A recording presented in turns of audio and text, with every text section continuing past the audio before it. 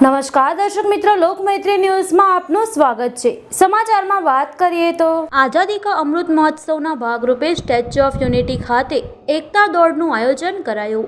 નર્મદા જિલ્લાના Kevadia colony statue of unity ખાતે આઝાદી કા અમૃત મહોત્સવના ભાગરૂપે ભારત સરકારના NHPC પ્રોજેક્ટ દ્વારા વિવિધ કાર્યક્રમોનું આયોજન કરવામાં આવ્યું છે, જેના ભાગરૂપે સ્ટેચ્યુ ઓફ યુનિટી ખાતે એકતા દોડનું આયોજન કરવામાં આવ્યું, જેમાં મોટી સંખ્યામાં વિદ્યાર્થીઓએ તથા વડીલોએ ભાગ લીધો હતો। આ દોડનું અંતર 5 કિલોમીટર સુધી રાખવામાં આવ્યું હતું।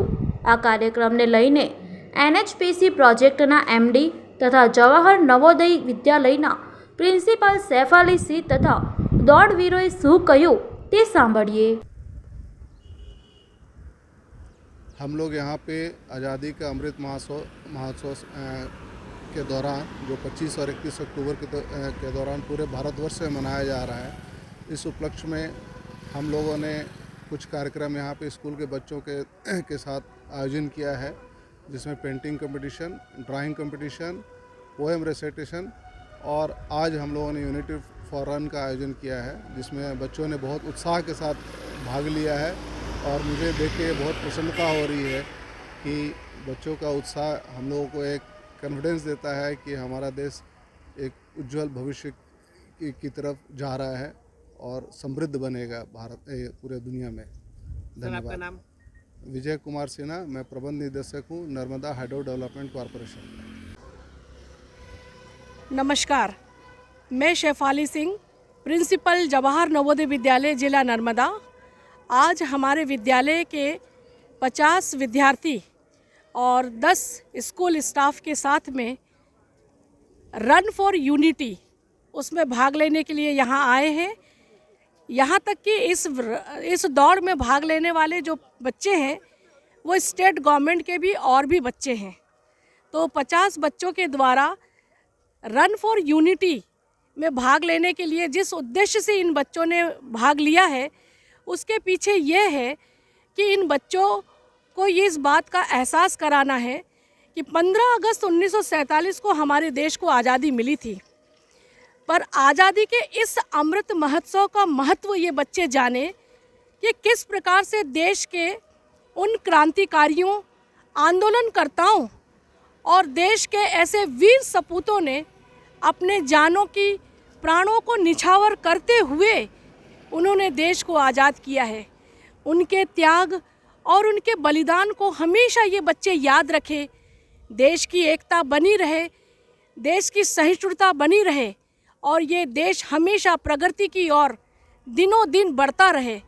इन्हीं सभी भावनाओं के साथ में एक ऐसी दौड़ में इन बच्चों ने भाग लिया और आम जनता को भी इस बात का संदेश दिया कि एकता ही हमारी ताकत है, क्योंकि जिस एकता को स्थापित करने में हमारे देश के ऐसे लौह पुरुष सरदार वल्लभ भाई पटेल, जिनकी जन्म जयंती 31 अक्टूबर 2021 को पूरे नर्मदा जिले के साथ में भारतवर्ष इसे पूरे उत्साह के साथ मनाने जा रहा है और मना रहा है। इसी एकता को स्थापित करने के लिए आज़ादी के अमृत महोत्सव के प्रयोजन के अंतर्गत इन बच्चों ने आज 5 किलोमीटर की दौड़ लगाई और एकता की भावना के साथ में, क्योंकि इस दौड़ में न केवल नवोदय विद्यालय के विद्यार्थी बल्कि इस जिले के कई विद्यार्थियों ने भी इसमें पार्टिसिपेट किया है, उनके शिक्षकों ने भी किया है। और ये कार्यक्रम करने का जो आयोजन था वो मिनिस्ट्री ऑफ पावर के तरफ से किया गया है, भारत सरकार के तरफ से है।